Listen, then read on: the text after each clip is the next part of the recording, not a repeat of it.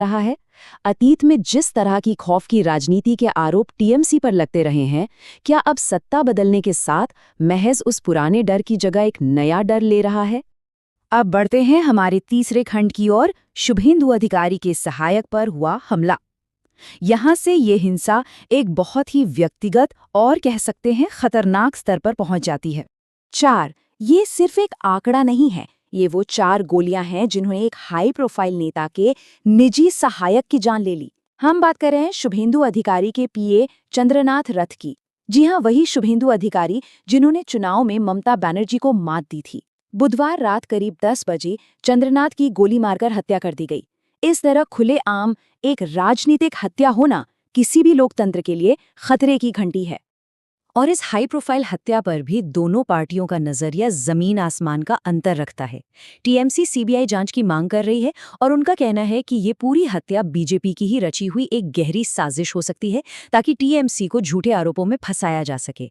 इसके एकदम विपरीत बीजेपी का स्पष्ट रुख है कि ये हत्या इस बात का पूर्ण प्रमाण है कि चुनाव हारने के बाद टीएमसी कितनी हिंसक और हताश हो चुकी है। साफ है, दोनों ही पक्ष इस दुखद घटना का इस्तेमाल अपनी अपनी राजनीतिक कहानी को मजबूत करने के लिए कर रहे हैं। चलिए अब चौथे खंड की बात करते हैं, संकट के प्रति पुलिस और प्रशासन की प्रतिक्रिया। 80 से ज्यादा चुनाव आयोग के कड़े निर्देशों के बाद प्रशासन हरकत में आया। कोलकाता के पुलिस कमिश्नर अजय नंद ने खुद प्रेस कॉन्फ्रेंस में ये जानकारी दी कि हालात को काबू में करने और पब्लिक की सुरक्षा सुनिश्चित करने के लिए 80 से ज्यादा लोगों को गिरफ्तार किया गया है। प्रशासन अपनी तरफ से कोशिश कर रहा था, लेकिन चुनौती अभी भी पहाड़ जैसी थी। हमारा आखिरी और 5वां खंड है, लोकतंत्र और हिंसा का ऐतिहासिक संदर्भ और इसके व्यापक प्रभाव, क्योंकि ये सिर्फ 2 पार्टियों की लड़ाई नहीं है।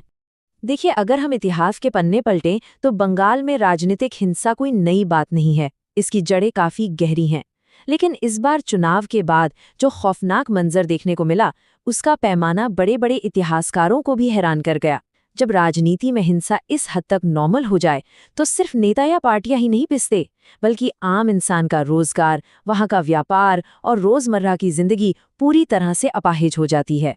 इस पूरी स्थिति को देखकर महात्मा गांधी की एक बात बहुत सटीक बैठती है। उन्होंने कहा था, यदि आप हिंसा के माध्यम से शांति या सुशासन लाने का प्रयास करेंगे तो आप स्वयं हिंसा के गुलाम बन जाएंगे। ये सिर्फ एक कोट नहीं है, ये एक कड़वी सच्चाई है। राजनीतिक फायदे के लिए हिंसा का इस्तेमाल एक ऐसा चक्रव्यूह है जो अंत में सब कुछ तबाह कर देता है।